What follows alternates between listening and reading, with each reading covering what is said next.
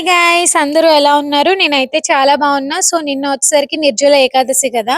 So అందుకనే చంద్రుడు రాగానే దండం పెట్టుకుంటున్నాను ఇక్కడ.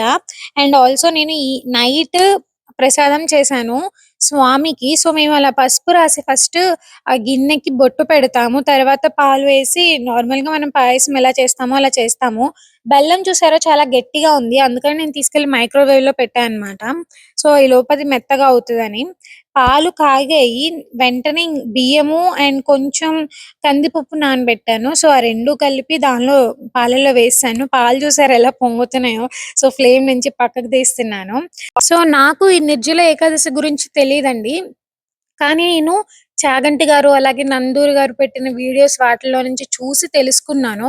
24 ఏకాదశులు చేసినంత ఫలితం వస్తుందంట ఈ ఏకాదశి ఒక్కటి చేస్తే. అందుకనే ఇది చేయాలని నిర్ణయించుకున్నాను. అలాగే ఇంకొక పక్కకు గూడా బెల్లం తిప్పాను చూడండి. అన్ని వైపులా తిప్పి మైక్రోవేవ్‌లో హీట్ చేసుకుంటున్నాను. ఒక పక్కన డ్రై ఫ్రూట్స్ అన్నీ కట్ చేసుకుంటున్నాను అనమాట. నెక్స్ట్ దేవుడి కోసం అని చెప్పని ఫ్రెష్ బటర్ స్టిక్ తీశాను. ఎందుకంటే డ్రై ఫ్రూట్స్‌ని వేపడానికనమాట. సో, కొంచెం తీసి గిన్నెలో వేసుకొని డ్రై ఫ్రూట్స్ వేపడానికి రెడీ పెట్టేసుకున్నాను.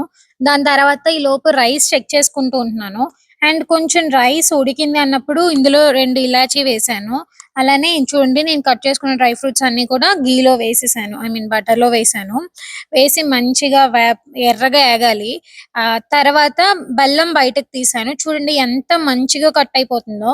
ఎంత కొండలా ఉన్న బెల్లమైనా సరే మంచిగా మనం కట్ చేసుకోవచ్చు.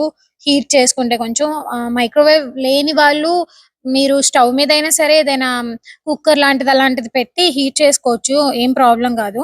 అండ్ ఆల్సో నేను మెజర్ చేయనండి. మామూలుగా సుమారు కొలతలాగా వేసేస్తాను. బెల్లం ఏసేసాను. దెన్ కొంచెం డ్రై ఫ్రూట్స్ కూడా ఏసి సర్వ్ చేసేస్తున్నాను. ఇది దేవుడి దగ్గర పెట్టడం కోసం. అండ్ చూసారా మార్నింగ్ నేను కొంచెం ఒక మ్యాంగో ఉంటే నా దగ్గర అది పెట్టి దేవుడికి దండం పెట్టుకున్నాను. ఇగో మనం తినే టైం వచ్చేసింది. సో, మార్నింగే కిచిడీ చేసుకొని పెట్టుకున్నాను. సో, నైట్ చేసిన ప్రసాదము, అలానే మార్నింగ్ చేసిన కిచిడీ, కొంచెం ఘీ అని కొంచెం అప్పడంతో తినేసాను. ఇంతే మరి. మీరెలా చేసుకున్నారో నాకు కామెంట్ చేయడం మర్చిపోవద్దే. బాయ్.